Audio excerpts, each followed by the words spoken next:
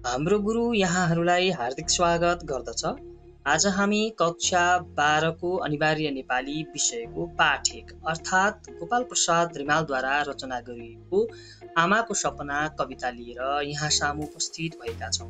आजको कक्षामा हामी गोपाल प्रसाद रिमालको परिचय, यस कविताको लयबोध तथा मूल भाव समीक्षा गर्नेछौँ।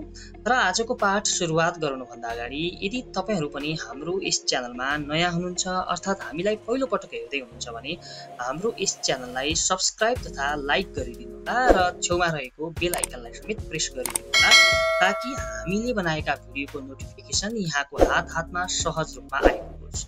आउनुहोस् अब ढिला नगरिकन आजको पाठ सुरुवात गरौँ।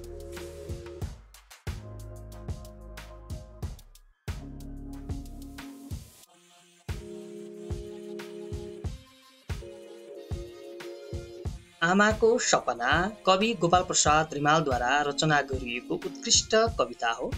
यस कविता पढ्नुभन्दा अगाडि सबैभन्दा पहिले हामी गोपाल प्रसाद रिमालको व्यक्तिगत परिचय हेरौँ, त्यस पछाडि हामी कविताको चर्चा समीक्षा गरौँ। कवि गोपाल प्रसाद रिमालको जन्म 1975 जेठ 18 गते लगनटोल काठमाडौँमा भएको थियो। त्यसैगरी उनको मृत्यु भने 2030 साल कार्तिक 8 गते काठमाडौँमा नै भएको थियो। उनको पिताको नाम उमाकान्त रिमाल थियो भने माताको नाम आदित्य कुमारी रिमाल थियो। गोपाल प्रसाद रिमाल जेठा छोरा थिए। त्यसैगरी उनको शिक्षाको कुरा गर्ने हो भने उनले आइए उत्तीर्ण गरेका थिए। विक्रम सम्वत 1992 को एसएलसी बोर्डमा प्रथम भएका थिए भने उनले प्रशस्तै अनौपचारिक अध्ययन समेत गरेका थिए। उनको व्यक्तित्वको कुरा गर्ने हो भने उनी ज्यादै प्रतिभाशाली अन्तर्मुखी व्यक्तित्व थिए। कविता र नाटकका क्षेत्रमा विशिष्ट योगदान गरेका थिए। उनलाई नेपाली साहित्यमा कवि र नाटककार व्यक्तित्वका रूपमा समेत चिन्न सकिन्छ। त्यसैगरी उनको प्रथम प्रकाशित कविताको कुरा गर्ने हो भने प्रति शीर्षकको प्रति एक नाम गरेको कविता संग्रह हो। यो शारदाको मङ्सिर पुष अङ्कमा प्रकाशित भएको थियो 1992। अब 1992 मा चाहिँ प्रति एक शीर्षकको मात्रै कविता प्रकाशित भएको थियो भने पछि त्यसलाई संग्रहमा चाहिँ रूपान्तरण गरिएको थियो। यो कुराहरू यहाँहरूले बुझ्नुहोला। त्यसैगरी उनको सेवा पेशा र संलग्नताको कुरा गर्ने हो भने जुद्धोदय पब्लिक स्कुलका संस्थापक थिए उनी 1997 मा। त्यसैगरी जुद्धोदय पब्लिक स्कुलमा अध्यापक थिए 1997 मा।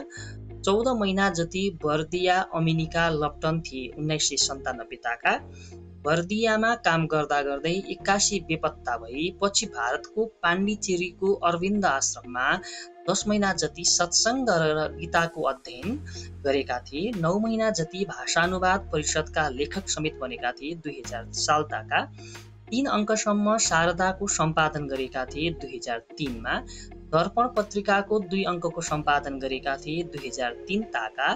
त्यसैगरी 2002 तिर राजनैतिक भजन मण्डलीमा सक्रिय भएका थिए भने 2003 तिर गौरीशङ्कर नाट्य समुदायको स्थापना र त्यसका प्रबन्धक समेत भएर उनले काम गरेका थिए। यसै समयमा जेल चलान समेत भएका थिए। 2005 सालमा जेलमुक्त भई नेपाल प्रज्ञा पञ्चायत पार्टीको स्थापना समेत गरेका थिए। राजनैतिक साथीहरूको जेलमुक्त भएको थियो। प्रज्ञा पञ्चायत पार्टीको प्रतिबन्ध फुकुवा गरिएको थियो। आफ्नो नेपाल आगमन र मोहन शमशेरसँग भेट समेत उनको भएको थियो। मोहन शमशेरसँग भेट हुँदा म तपाईसित सङ्घर्ष गर्छु भने बापत 2006 सालमा कालिका स्थान जेल चलान समेत भएका थिए रिमाल। जेलमा दहीमा विष मिसाएर खुवाएकोले पागल जस्तै भएका थिए गोपाल प्रसाद रिमाल। यही असामान्य मानसिकताका कारण उनको क्रान्तिको सपना अपुरो भएको थियो। 2011 र 13 सालमा उपचारार्थ उनलाई राँची यात्रामा पुर्याइएको पनि थियो। यो भयो उनको विभिन्न सेवा पेशा र उनको संलग्नता, साहित्यिक तथा राजनीतिक संलग्नताको कुरा मैले यहाँ छोटकरीमा गरेको छु। यहाँहरूले यसलाई विस्तृतमा हेर्न सक्नुहुनेछ। त्यसैगरी अब हामी उनले प्राप्त गरेका सम्मान र पुरस्कारको कुरा गरौँ। उनले मदन पुरस्कार 2019 मा प्राप्त गरेको देखिन्छ आमाको सपना कृतिका लागि। त्यसैगरी त्रिभुवन पुरस्कार 2030 सालमा प्राप्त गरेको देखिन्छ। त्यसैगरी उनको प्रकाशित कृतिको कुरा गर्ने हो भने नाटकमा मसान 2002, यो प्रेम रचना भएको 2000 मा, प्रकाशन चाहिँ 2015 मा। त्यसैगरी एकाङ्कीको कुरा गर्ने हो भने माया भन्ने एकाङ्की साझा एकाङ्कीमा सङ्कलित छ, यो प्रकाशित छ। त्यसैगरी कवितामा चाहिँ आमाको सपना 1992 देखि पछि लेखिएका कविताहरूको सङ्ग्रहका रूपमा प्रकाशित रहेको देखिन्छ। त्यसैगरी अब उनको काव्यगत विशेषताहरूको चर्चा गर्ने हो भने उनी नेपाली साहित्यमा कस्ता विशेषताहरू लिएर चाहिँ देखा परेका छन् त भन्दा नेपाली भाषामा गद्य कविता लेखनका प्रारम्भकर्ता वा पहिलो गद्य कविका रूपमा उनी परिचित रहेका छन्। त्यसैगरी प्रेम र क्रान्तिको सुन्दर समायोजन उनले आफ्ना कविताहरूमा गरेका छन्। त्यसैगरी भावगत सुकुमारता, शैलीगत रमणीयता उनका कविताहरूका विशिष्टता हुन्। त्यसैगरी परिवर्तनका नयाँ नयाँ द्वार घचघच्याउने कविका रूपमा समेत उनी परिचित रहेका छन्। त्यसैगरी स्वच्छन्दतावादी भावधाराभित्र प्रकृति प्रेम र मानवीय प्रेमको मार्मिक अभिव्यक्ति दिने काम उनले गरेका छन्। त्यसैगरी क्रान्तिकारी एवं विद्रोही भावनाको अभिव्यक्ति समेत उनले आफ्ना कविताहरू मार्फत, साहित्य मार्फत दिने काम गरेका छन्। त्यसैगरी उनका कविताहरूमा जातीय स्वाभिमान, देशभक्ति तथा मानवता र प्रेम सम्बन्धी स्वच्छ यथार्थ र विशिष्ट दृष्टिकोण पस्किएको छ। यो भयो गोपाल प्रसाद रिमालको काव्यगत विशेषताहरू। त्यसैगरी उनका अन्य विशेषताहरूमा अन्याय, अत्याचार र शोषण मुक्त प्रजातान्त्रिक नेपाली समाजको परिकल्पना गर्ने कविका रूपमा समेत उनी परिचित रहेका छन्। यसरी हामीले कवि गोपाल प्रसाद रिमालको काव्यगत विशेषता र उनको जन्म, मृत्यु र उनले गरेका योगदानका कुराहरूको समीक्षा गर्यौँ। यसलाई तपाईँहरूले फेरि हेर्न सक्नुहुनेछ। अब आउनुहोस् हामी आमाको सपना, तपाईँहरूले पढ्नुपर्ने आमाको सपना कविता पढौँ। त्यस पछाडि हामी यो कविताको चाहिँ मूल भावको चर्चा गर्छौँ। आमाको सपना शीर्षकको कविता यस प्रकार रहेको छ। आमा त्यो आउँछ र हो भा त्यो आउँछ, त्यो बिहानको सूर्य झैँ उज्यालो छर्दै आउँछ, त्यसको कम्मरमा झुन्डिएको शीत जस्तै टल्किने तिमी एक हतियार देख्नेछौ, त्यसैले ऊ अधर्मसित लड्नेछ, त्यो आउँदा तिमी पहिले त सपना हो कि भनेर छामछुम गर्नेछौ, तर त्यो हिउँ र आगो भन्दा पनि बढ्ता छोइनी भएर आउँछ। हो र आमा हो, तिमी जन्मदा तिम्रो कलिलो अनुहारमा त्यसकै छाया देख्ने आशा गरेकी थिएँ, तिम्रो हिस्सी परेको हँसाइमा त्यसकै सुन्दर छवि, तिम्रो तोते बोलीमा त्यसैको मधुर ध्वनि, तर त्यो मिठो गीतले तिमीलाई आफ्नो बाँसुरी बनाएनछ। त्यो तिमी नै हौला भन्ने मेरो यौवनभरिको सपना थियो, जे होस् त्यो आउँछ। म आमा हुँ, सारा सिर्जना शक्तिको मुख भएर म भन्न सक्छु त्यो आउँछ। मैले यो कुनै अल्छी सपना देखेको होइन, त्यो आएपछि तिमी यसरी मेरो काखमा आएर घोप्टिने छैनौ। सत्य कुरालाई तिमी यसरी चुम्बकीय कथा सुने झैँ सुन्ने छैनौ, तिमी त्यसलाई आफै नै देख्न सक्ने, सहन सक्ने र ग्रहण गर्न सक्ने हुनेछौ।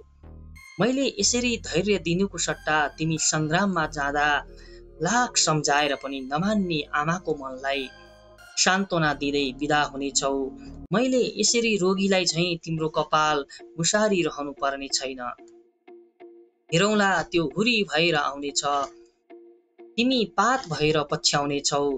उहिले त्यो जीवन लोकबाट झरेर जुन जस्तै पोखिँदा सारा जडता सगबगाएको थियो बा, त्यो आउनेछ, तिमी उठ्नेछौ, त्यो आउँछ कि आमा, मधुर उषाले चराहरूको कण्ठलाई जस्तै, त्यो आउने आशाले मेरो हृदयलाई कुतकुत्याइसक्यो आमा। हो त्यो आउँछ, त्यो बिहानको सूर्य झैँ उज्यालो छर्दै आउँछ, अब म उठेँ गएँ, तर त्यो तिमी मै हौला भन्ने मेरो यौवनभरिको सपना थियो, मेरो यौवनभरिको सपना थियो। यसरी हामीले यो कवितालाई पढ्यौँ। अब हामी यस कविताको मूलभावको चर्चा समीक्षा गर्नेछौँ। कविता यहाँहरूले दोहोऱ्याएर हेर्न सक्नुहुनेछ। आउनुहोस् कविताको मूलभाव के छ हेरौँ। गोपाल प्रसाद रिमाल नेपाली कविताका प्रथम गद्य कवि हुन्। प्रकृति, प्रेम, विसङ्गति र विकृतिलाई कविताको विषय बनाउने रिमालका कवितामा जातीय स्वाभिमान, व्यङ्ग्य र देशभक्तिको भावलाई कवितामा व्यक्त गरिएको पाइन्छ। उनका कवितामा नेपाली समाजमा व्याप्त अन्याय, अत्याचार, शोषण, दमन, कुरीति, भ्रष्टाचार आदिका विरुद्धमा क्रान्तिकारी आवाज उठाइएको पाइन्छ। त्यसैले रिमालका कवितामा मूल रूपमा क्रान्तिकारी विचार व्यक्त भएको पाइन्छ।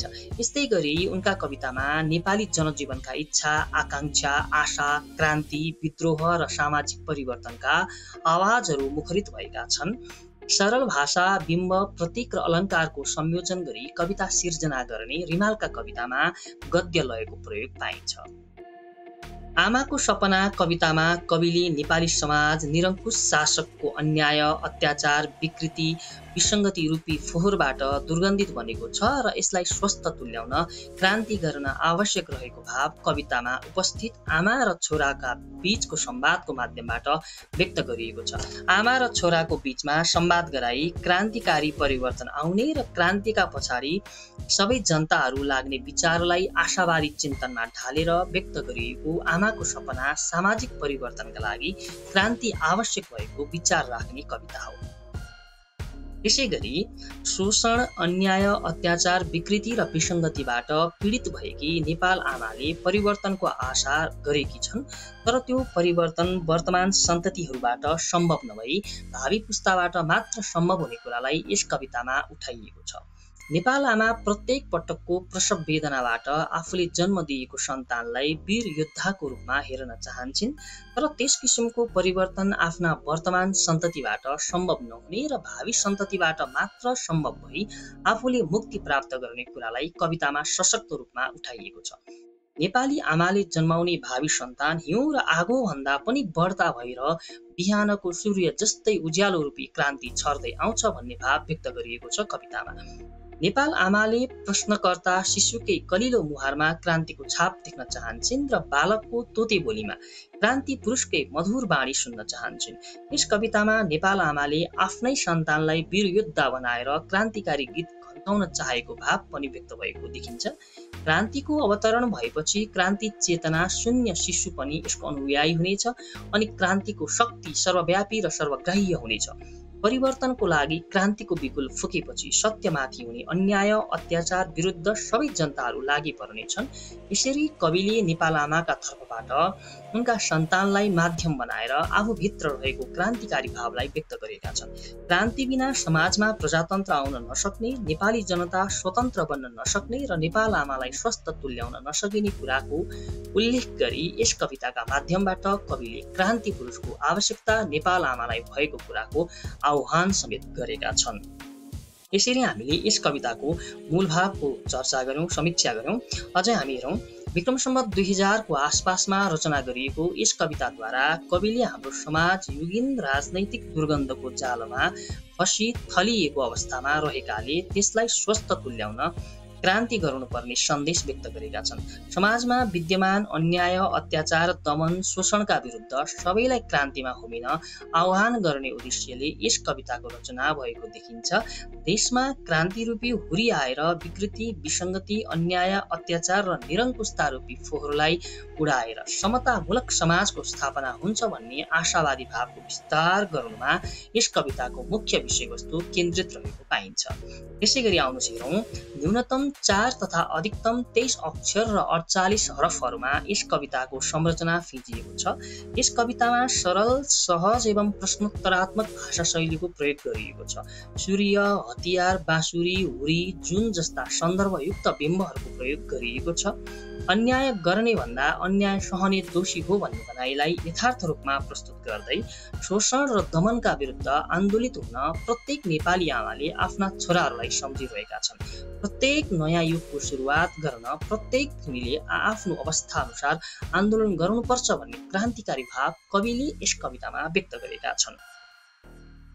यसरी हामीले यस कविताको मूल भावको चर्चा समीक्षा गर्यौं। अब लगभग हामीले निर्धारण गरेको पाठ आजको लागि यही नै सकिएको छ। हामी यस पाठको अभ्यास पनि छिटै नै लिएर यहाँ सामु उपस्थित हुने बाचाका सहित आजको लागि हाम्रो कक्षा यही अन्त्य भएको जानकारी गराउन चाहन्छु। जाँदा जाँदै हाम्रो यस च्यानललाई लाइक, कमेन्ट, सब्स्क्राइब तथा सेयर गरिदिनु हुन पनि विनम्र अनुरोध गर्दछौँ। धन्यवाद।